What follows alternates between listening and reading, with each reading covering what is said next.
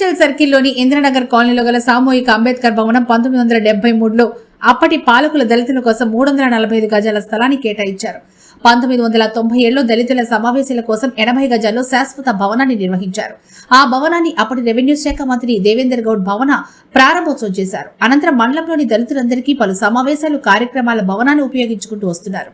అంబేద్కర్ భవనానికి 345 గజాలు కేటాయించి అందులో 80 గజాలు భవనాల నిర్మాణాలు చేపట్టగా మిగతా స్థలంలో ఇంద్రనగర్ కాలనీ వాసులు పెళ్లిళ్లు, శుభకార్యాలు, పలు కార్యక్రమాలకు ఉపయోగించుకుంటూ వస్తున్నారు. కాగా కొందరు వ్యక్తులు ఆ స్థలం మాది అంటూ బుధవారం నాడు జేసీబీతో స్థలం కబ్జా చేయడానికి ప్రయత్నించడంతో కాలనీ వాసులు వారిని అడ్డుకుని వెనక్కి పంపారు. అనంతరం వారు మాట్లాడుతూ దళితుల అభివృద్ధి కోసం కేటాయించిన భూమిని కొందరు అక్రమార్కులు కబ్జా చేయడానికి ప్రయత్నిస్తున్నారని, జీహెచ్ఎంసీ అధికారులు వెంటనే స్పందించి స్థలాన్ని కాపాడాలని కోరారు. అలాగే కబ్జాకి ప్రయత్నించిన వారిపై కేసులు నమోదు చేస్తామన్నారు.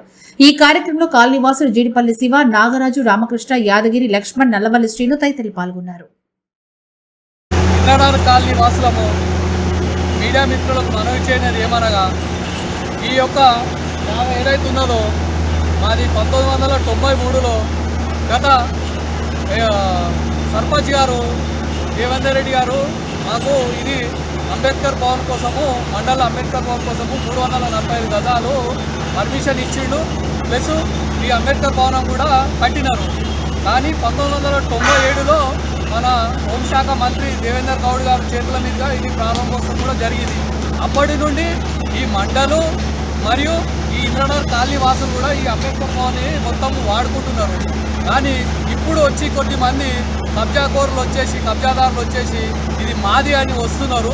కానీ దయచేసి ఏమంటుందంటే, ఇలా ఇక్కడికి మాత్రం ఎవరు రావద్దు. దయచేసి ఇది మా ఇంద్రనగర్ కాలనీ వాసులకు, ఎస్సీల దళితులకు సంబంధించిన ల్యాండ్ కాబట్టి దయచేసి రావద్దని చెప్తున్నాను.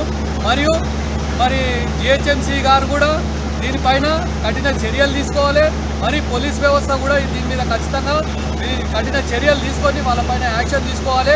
మరియు భవిష్యత్తులో కూడా మాకు మళ్ళీ దీనికి ఒక కంపౌండ్ వాల్ వేసి కూడా మాకు ఇది మంచిగా చేసుకోవడానికి కూడా మాకు ఉపయోగకరంగా కావాలని కోరుతున్నాము. Thank you.